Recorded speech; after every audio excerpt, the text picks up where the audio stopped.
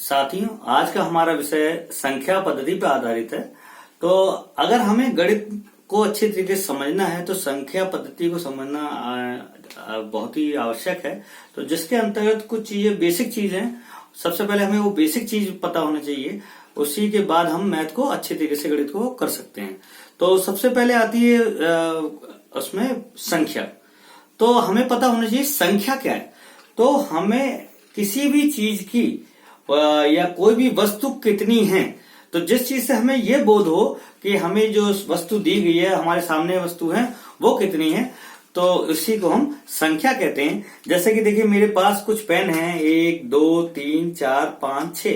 तो ये पेन हमारे पास कितने हैं, तो हमें ये बोध हो रहा है कि ये 6 पेन है, या हमने निकाल दिया अब कितने पेन हो गए, या अब हमारे पास पेन कितने हो गए, 2 हो गए, अब 4 हो गए, अब 6 हो गए। तो हमें ये बोध हो रहा है, जिस चीज से हमें बोध हो उन्हीं को हम संख्या कहते हैं। या हम कह सकते हैं कि देखिए बॉक्स है, बॉक्स में कितने बिंदु हैं, 1 है, इसमें कितने हैं, 3 हैं, तो इन्हीं को हम संख्या कहते हैं।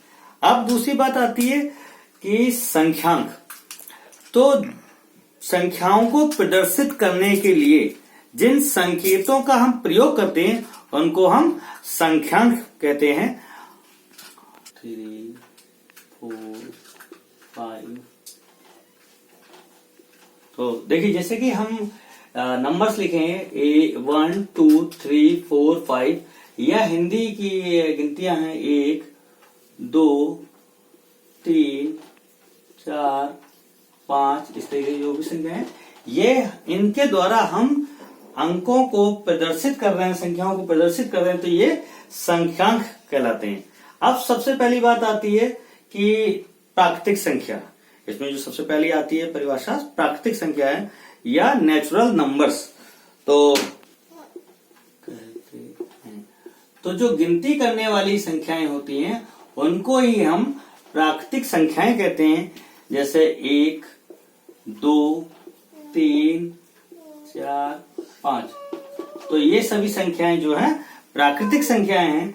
तो इसमें सबसे पहली जो प्राकृतिक संख्या होती है 1 होती है, और सबसे पहली या कहें तो सबसे छोटी प्राकृतिक संख्या 1 होगी, और कोई भी संख्या सबसे बड़ी प्राकृतिक संख्या कोई भी नहीं होती, क्योंकि हर संख्या के आगे अनुवर्ती एक न एक संख्या जरूर होगी।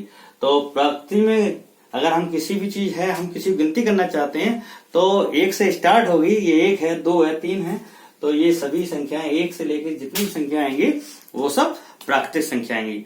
लेकिन इसके साथ ही एक और चीज होती है कि प्राकृतिक संख्याओं को एक नाम से और जानते हैं, जिसको हम बोलते हैं हिंदू अरबी संख्याएं। तो अगर हमसे पूछा जाए हिंदू अरबी संख्याएं क्या होती हैं, तो प्राकृतिक संख्याएं ही हिंदू अरबी संख्याएं होती हैं।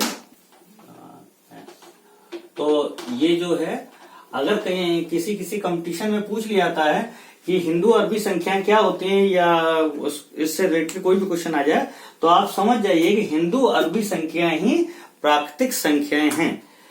अब इसके आगे आता है पूर्ण संख्याएं। जैसे कि मान ली किसी पेड़ पे 3 चिड़ियाएं बैठी हैं। अब 3 चिड़िया बैठी हैं, अगर एक चिड़िया उड़ गई तो कितनी बची? 2 बची। 2 उड़ गई तो कितनी बची? 1 बची। यदि वो तीनों चिड़ियाएं उड़ जाती तो पेड़ पे अब कितनी चिड़िया बची? अब हमारे पास एक भी चिड़िया नहीं है, इसका आंसर होगा 0। तो अगर इस प्राकृतिक संख्या में ही 0 को सम्मिलित कर लिया जाए तो बनने वाली संख्याएं पूर्ण संख्याएं या होल नंबर्स कहलाएंगी।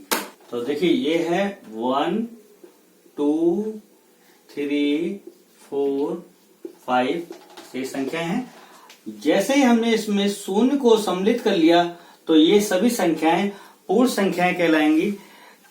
तो इस तरीके से जो संख्याएं हैं, हम पूर्ण संख्या, होल नंबर्स और प्राकृतिक संख्याओं को हम समझ सकते हैं, और इसके आगे हम